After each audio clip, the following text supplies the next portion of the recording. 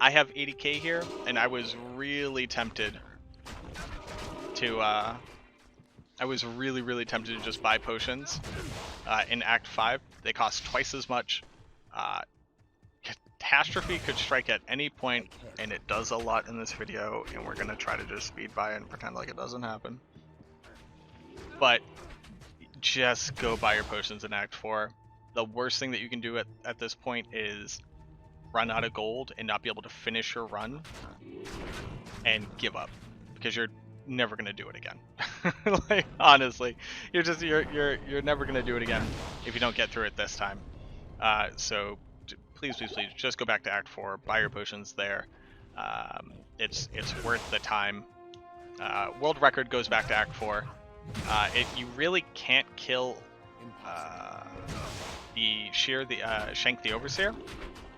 You could, it's just not worth the time because of how difficult it is to get next to him. And he doesn't really like to just auto attack you. He likes to move and like frenzy his minions. So it's really difficult to actually kill him in an amount of time that makes it worthwhile. All right. So everything's par for the course. We're already level 20. The only thing that really sucks for the Paladin, and we will get an example eventually, is the walls and their doors. In the Frigid Highlands and in the Frozen Tundra, there are 3 walls, at least on normal. And each wall has the chance to spawn with a door that just needs to get busted down. For some reason, that door has a health bar. And so doesn't this little crumbly wall right here. This crumbly wall, this barricade, has a health pool. And since it has a health pool, we're not allowed to attack it. What do? Well, you have to get monsters to get close enough to you to hit you so that your Nova charges will break the wall so that you can keep moving. I recommend either turning on resist fire if there happens to be a crush beast nearby, if they're casting Inferno on you, because the Inferno can kill you, or just have your cleansing aura up for that passive life gain. You don't want to have thorns up because your thorns might kill if you have one of these melee attacking creatures as the person who's going to proc your Nova. Your thorns could kill them before they hit you enough times to break down the wall. Luckily, the wall has something like, I don't know, it's something only like 100 hit points. But you'll see here, monsters are more interested in attacking the Barbarian because the Barbarian acts as a mercenary than they are in attacking us. So you could always try to run around to see if you have an open way, like I end up having over here, which typically is faster. But if you're on the edge, there is usually monsters on the edge of the map, and you are very likely to get a free open passageway rather than, or basically like a 50-50 whether or not you get a door or an open passageway if you're on the edge of the map. So I recommend running on the bottom wall of your map along the length, whatever the straight direction is, because you're pretty likely to have something there to hit you. Now luckily we drag this guy all the way over, we throw on cleansing aura, and we just kind of sit here. I think it takes like 4 or 5 Nova charges to break down a wall.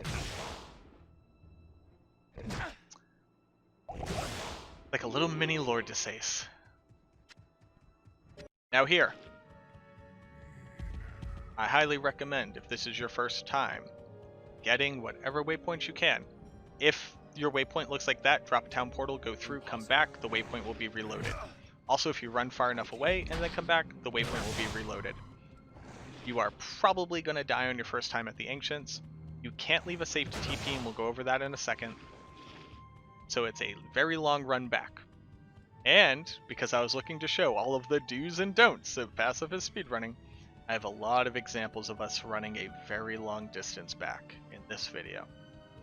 We're at the Ancients. So, I said you can't drop a safety TP. Why did I say that? Well, as opposed to Lord Desace, I haven't found a way to survive the Ancients without like 2.5 inventories worth of potions.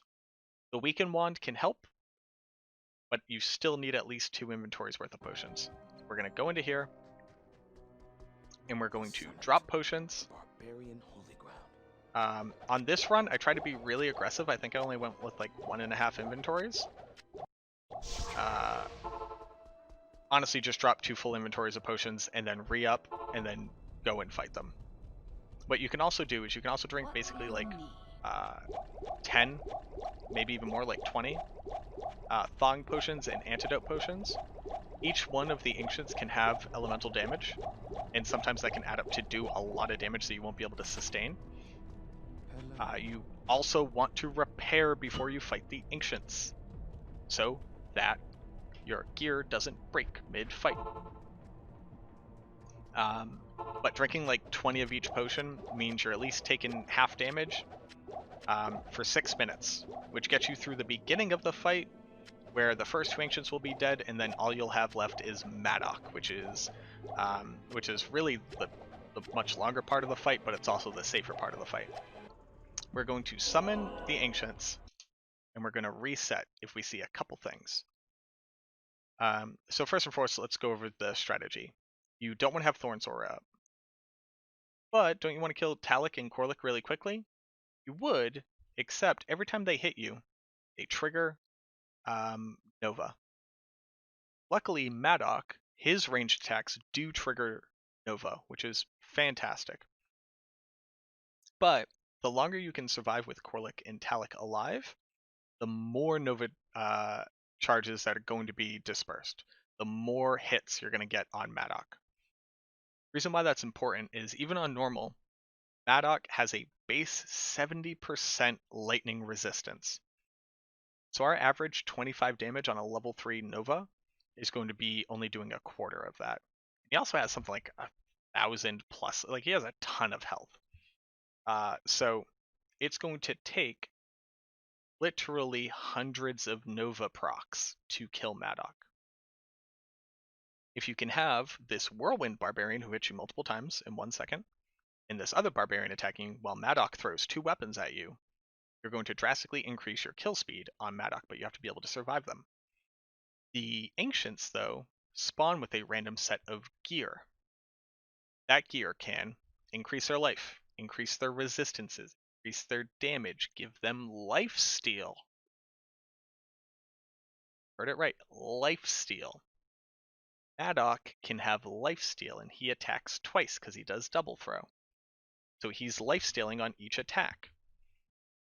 I'll show you examples of all the different types of Madocs you don't want to fight. If you see any of these types of Madocs, reset by casting Town Portal again, and then resummon your Ancients. If you get really deep into a fight before you notice, which we have an example of, go repair your gear. You'll regret it. Also, you want to reset your potions that are on the ground. They will go away after 10 minutes. This fight takes at least 20-25 minutes, sometimes longer. So, that means when you're drinking potions, I'd like to try to drink my potion, belt worth of potions, and then pick up from the ground rather than refill from my inventory. Obviously, I kind of do whatever one makes sense based off of how I need to move at that particular time, but you want to make sure that you're doing something like that.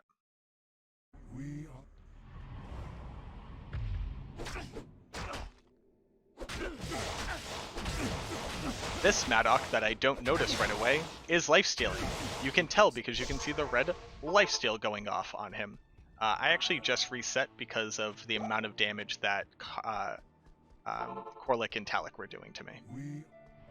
This Madoc is doing an incredible amount of poison damage to us.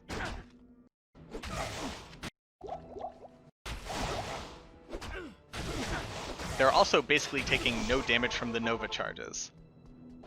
This Talik has knockback, which is repositioning us and making it really hard, and this Madoc has lifesteal. We fought them for a while before I realized that they had lifesteal. This is us having to redo all of our potions because we fought them for an incredibly long time, not realizing that Madoc had lifesteal. You'll see right there that we checked our town portals. If I have to keep doing this, I want to make sure I'm not going to run out. So here it looks like we're doing an okay amount of damage to him. Probably not enough damage to him, but it's a reasonable amount where I'd be willing to fight them. We do have our prayer and replenish life scepter up, and we also have cleansing aura up. but they're all in all doing a ton of damage. And then we kind of just end up dying like a chump. Wow. Good job, us. Now, we only had the Frigid Highlands waypoint. So I guess we're going to run, dead body run, because we already broke through all the doors, and we don't want to have to break through all the doors again. And then we ran all the way back, got our waypoint, run. Look at all this time loss. Don't be like me, don't make this mistake. Da da da da da da da da da da da da da. And we're back. Perfect. Reset our potions, pick up the ones that were already on the ground. I can't carry anymore. Drop them again, and you'll notice that my belt is broken because I've now fought the Ancient something like 5 or 6 times. Hail to you, and champion. Let me be clear on this part. The Ancients aren't normally this difficult. You'll actually see I'm shopping for weaken charges there, just see if she happens to have it. And you notice that we're down to 45k. We have spent just about 40,000 gold on this. But the Ancients aren't normally this difficult to get going, get off the ground. Today was just an extra spicy meatballs worth of they did not want to see me succeed. This Madoc is doing even more poison damage to us, which I inappropriately ascribe to Corlic or Talic, and I try to fight them anyways. This Madoc is dealing an insane amount of fire elemental damage on their attacks, and we will not be able to survive that. This Madoc is basically taking no damage at all from our Nova Strikes. We try to fight it anyways, and we die like a chump. Why? Why do that to ourselves? In the long run back. That Madoc was taking basically no damage from Nova.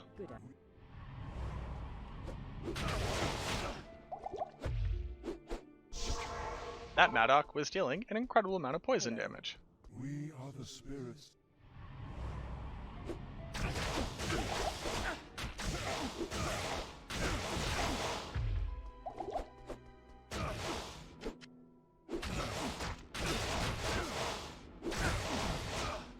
So this Madoc is taking the average amount of damage from our Nova, meaning their gear almost certainly doesn't have any additional lightning res. The only issue is that the Corlic and the Talic were dealing an insane amount of damage to us and we were about to die again, so that's why we reset. If you have a Weaken wand here, casting Weaken does mean that you can basically stand still as opposed to having to run around and allowing cleansing in your potions to heal you over time. But here, the damage seems manageable, even if it's going to be a little bit inefficient. I'm trying to pick up those potions that have been on the ground for a very long time, and Madoc seems to be taking an appropriate amount of damage. Typically, after Corlic and Talic are dead, you'll have Madoc down somewhere around the C, maybe even the W, depending on whether or not you're really lucky. And then the rest of the fight is just allowing Madoc to slowly proc Nova until they eventually die. So you basically just have to survive taking 3 Ancients to the face all at the same time without fighting them at all, and without having any protective magics or buffs or anything like that up. So you know, no big deal. Easy peasy. Okay, so at this point, we have 1 Ancient down. So we have Talic down. That leaves Corlic and Madoc. We're at the point where we are now dipping into our biggest stash of additional potions, and Madoc is down around that W, so we actually got kind of lucky. Corlic is lasting a bit longer than he normally does, so he must have some type of light res up. Again, we're not using thorns at all. Every time he hits us, that's another chance of dealing a little bit of extra damage to Madoc.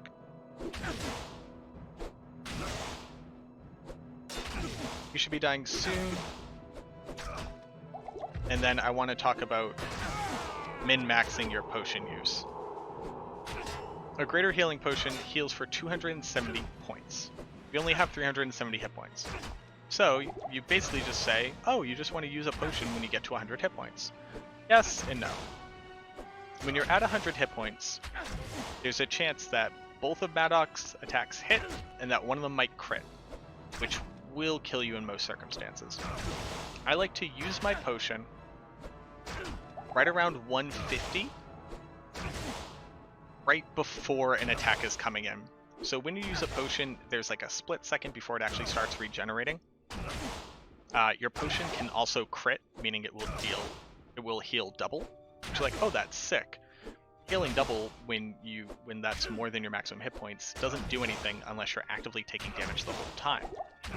So what you want to do is you want to use your potion at basically 150 hit points. While, like, the second before Madoc would be doing his next attack, you can see that he pauses in between attacks. And sometimes he'll also shout instead of attack. Right as those axes start flying, means that if you use your potion, it will start regenerating, you'll take the damage, and that damage will come out of the pool that you are regenerating, meaning you will get your full value per potion. If you've noticed, the entire time I was just describing this, we went from slightly into the W to slightly behind the W. Madoc takes a very long time to kill. He is more than 75% of this total fight by himself. Every single potion counts. You need to be able to survive the beginning, and then survive Madoc on one potion every 6 or 7 seconds. But you also have to be very aware of when you're using them, and very conscious of never dipping too far low so that it's, a threat to your life, but also not so high that you're losing out on 10, 15, 20% of the potion. Because if you lose out on 20% of each potion, that basically just means you have 20% less potions. And fun fact, you won't survive this fight without 2.5 full inventories, including your Herodric Cube of healing potions. And that's with a buffed cleansing aura and replenished life on our items. So just keep that in mind. Here you'll see I basically not only do the potions on the ground, I think I lose like 10 of them from them just evaporating after 10 minutes. I think we get down to like 10 potions left by the end of this. So let's just speed forward a bit.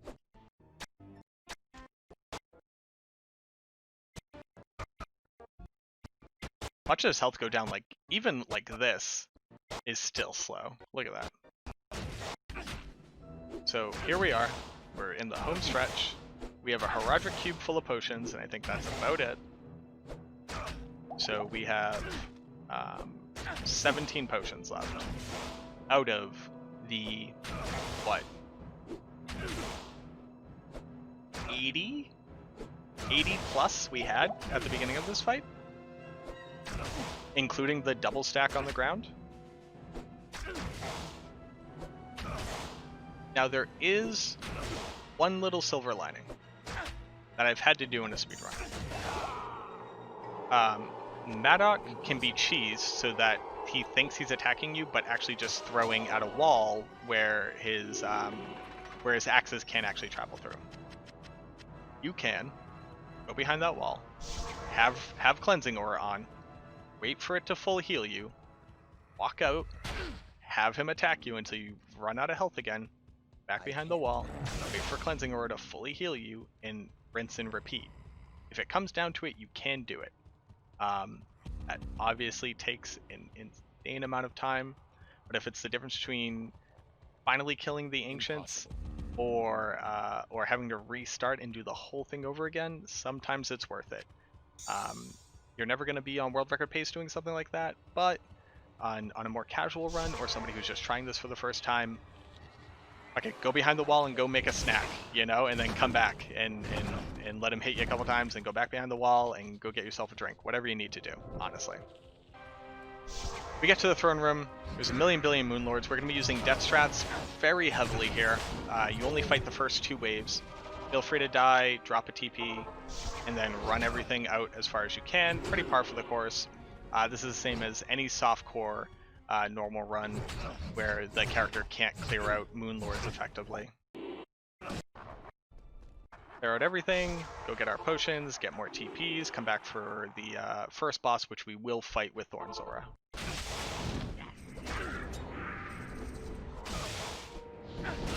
We're not close enough for him to be melee attacking. We have to get closer. There you go. The second boss, usually a death sentence. Drink a couple thawing and a couple antidote potions. Stand right in the middle. Everybody will hit you. Bunch of Nova will go out killing everybody. And then Cleansing Aura will cure you of the poison very quickly. So this is typically pretty difficult for a melee character to survive. Here, pretty simple. I'm just kind of waiting for the poison to wear out. Realize that it kind of won't. I'll just get them killed and then heal after. Here I'm going to take a death, and then we're going to drag waves 3, 4, and 5 out of the throne room. Pretty par for the course.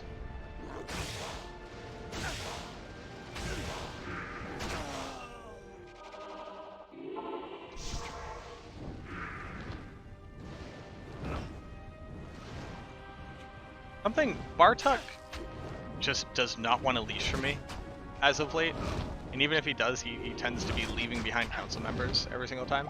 Now I get it, it's just a video game and it's probably something I'm doing, but I'd like to think the game has it out for me right now. Also, just trying to make myself more space here. Feel free to draw things as far away as you need to, considering we need to draw out 2 more packs. With Ventar, the next pack, being pretty fast, so you don't have a lot of time to maneuver.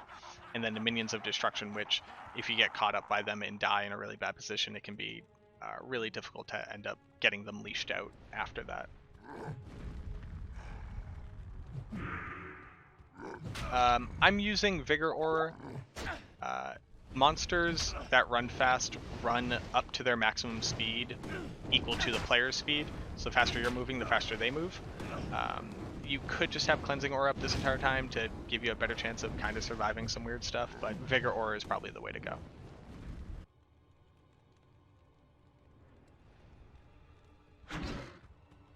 Last but not least, Mr. Lister. Lister the Tormentor. I wonder who at Blizzard North I was named after, because you know Lister is like somebody that they worked with. Impossible. This is more than far enough. I just kind of like to buy myself a little bit of room in case I need to go loot something at the bottom, like something that was worth good gold. And like, look, we're down to 14,000 gold. We started off with 82,000 gold. That's how much gold those deaths cost us on the Ancients. It's almost criminal. Bale is really easy. You put your back up against a wall, let him hit you with thorns. He immediately summons a clone, so we nope right out of there. If he summons a clone pretty late in the fight, you can survive both of them. At the beginning of the fight, it's just asking to get like double blue wave to death. So at this point, I know it's not going to be that long to kill Bale, so I'm willing to buy potions in Act 5. Put your back up against a wall so that he doesn't move you too far back with the blue wave. Draw Thorn's Aura. Drink potions sparingly, but be smart because he can crit on his melee strikes pretty often. And just stick with him. Use Vigor to get up to him if he teleports far enough away. Put yourself up against a wall and go right back to Thorn's Aura. The tentacles can be nice because they can proc Nova charges, but they tend to do a lot of damage, especially when he's also attacking you, so like feel free to maneuver away from them. I wouldn't judge you if you ended up doing that. Alright. Let's skip a little bit. It's all rinse and repeat. Here, Bale was at, you know, like a third to a quarter of their life, so I was willing to just fight them with the clone up. I think we do have to go back at some point, but at least for now, I was like, you know what, this is fine. He'll probably die before this is a big issue. Right here, though, when you have them both out in the open, you really want to get one of them over to a wall. So you can go back to being safe up against like one of the pedestals or the columns, something like that. Yeah, so they force our retreat here. A little bit too much damage. Down to 5k gold. Let's go. Let's give these people what they want.